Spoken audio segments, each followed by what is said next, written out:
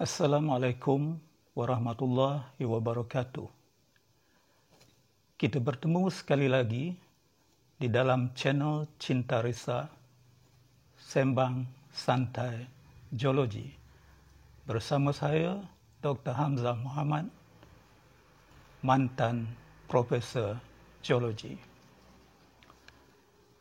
Pada kali ini, saya akan membahas secara ringkas tentang satu aspek alam, iaitu bencana alam atau natural disaster. Moga-moga dengan penjelasan ini memberi manfaat kepada saudara-saudari dan menambah ilmu pengetahuan yang sedia ada. Seperti biasa, saya memohon saudara dan saudari menyokong video Cinta Risa ini dengan memberikan like, share, dan subscribe video ini dengan menekan butang subscribe. Terima kasih. Semenjak bermulanya kehidupan manusia, bencana alam yang ganas sudah menjadi sebahagian daripada kehidupan. Ia merupakan sesuatu yang amat ditakuti, sesuatu yang amat dibenci, namun ia kekal sebagai sesuatu yang hampir tidak dapat diramalkan bila akan terjadi, dan apabila terjadi, hampir tidak mungkin atau tidak mungkin untuk diberhentikan sehinggalah bencana alam itu selesai dengan sendiri. Pertubuhan Kesihatan Sedunia WHO menganggarkan bahawa setiap tahun terdapat sekitar 100,000 nyawa atau korban di merata tempat di dunia kita ini akibat bencana alam seperti gempa bumi, letusan volkano, tsunami, taufan, banjir, kebakaran, malah kemarau. Dan dianggarkan juga sekitar 150 juta orang menerima kesan buruk daripada kejadian-kejadian bencana alam ini. Apa sebenarnya bencana alam ini? Secara ilmiah, ia ditakrifkan sebagai kejadian semula jadi atau alami yang menyebabkan kerosakan besar serta kehilangan jiwa. Terdapat sekitar 10 bencana alam yang telah dikenal pasti dan selalu disebut-sebut, dan berdasarkan kepada besarnya atau magnitude bencana alam ini dari segi saiz dan dari segi kerosakan serta kehilangan jiwa yang disebabkan olehnya, menjadi kebiasaan orang membahagikan bencana alam ini kepada dua bahagian, iaitu yang pertama, bencana alam yang terkelas sebagai yang berskala besar ataupun large scale natural disaster, dan yang terkelas sebagai bencana alam yang lebih kecil atau smaller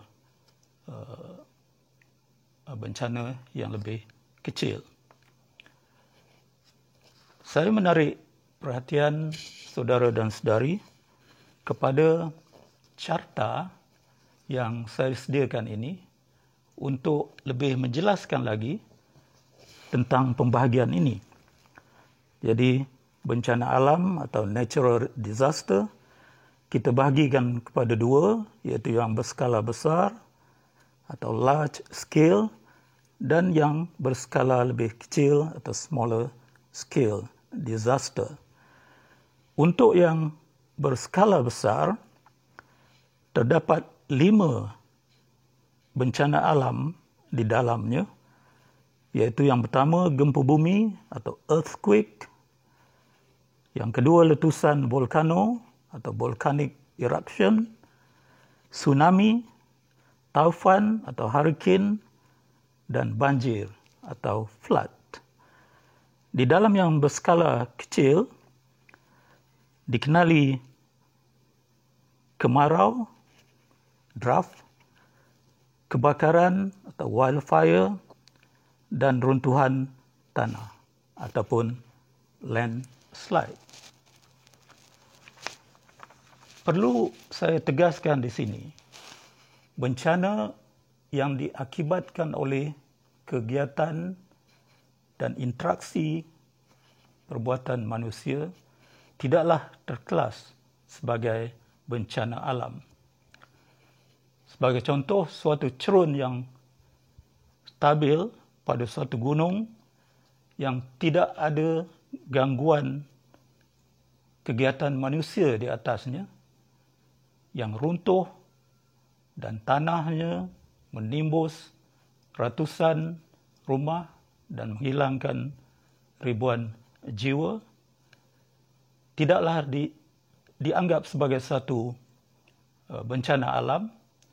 Sebaliknya, sebagai contoh, satu potongan bukit bertujuan untuk membina lebuh raya misalnya, yang turut juga runtuh dan menimbus sekian banyak kenderaan dan manusia di dalamnya, tidaklah dianggap sebagai bencana alam.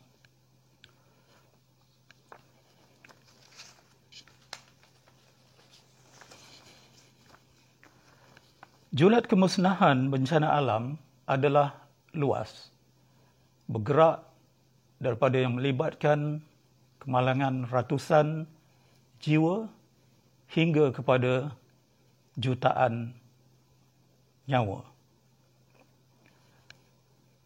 Malah boleh juga terlenyap sesuatu tamadun kemanusiaan. Sebagai contoh, pada suatu hari di musim panas pada tahun 1600 sebelum Masihi BC, ataupun lebih kurang 3,800 tahun yang lalu, sebuah volcano yang bernama Terra telah meletus di Pulau Centauri, Greek sekarang ini, dan telah meletuskan lava dan batuan dengan tekanan yang begitu kuat sekali, hinggakan semua hidup-hidupan yang ada di pulau itu musnah seluruhnya. Pada ketika itu, tamadun Minoan di situ sedang mendominasi sekitar Laut Mediterranean, dan tamadun itu merudum dan jatuh serta hilang daripada sejarah kemanusiaan.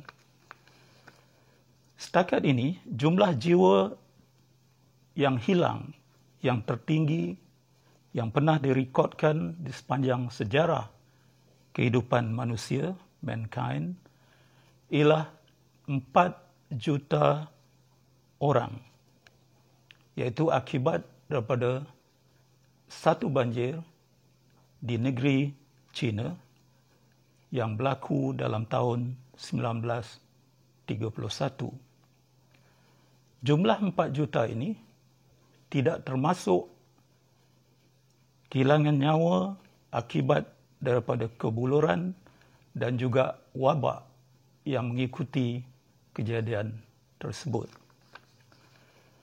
Saudara dan saudari, dalam beberapa video yang akan muncul selepas ini, saya akan cuba menguraikan secara ringkas satu persatu daripada 8 bencana alam yang saya sebutkan tadi, seperti di dalam senarai, aspek yang bakal saya sentuh ialah mekanisme yang mencetuskan bencana alam tersebut.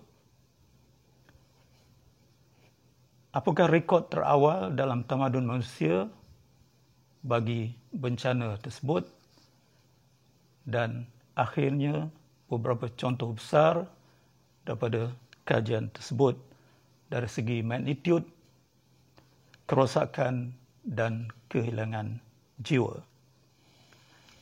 Di situ saja dahulu, sehingga kita bertemu dalam video-video yang akan datang. Saya ucapkan terima kasih di atas kesudian mendengar video ini. Dan sebelum kita berpisah, sekali lagi sila like, share dan subscribe video ini. Sekian, terima kasih.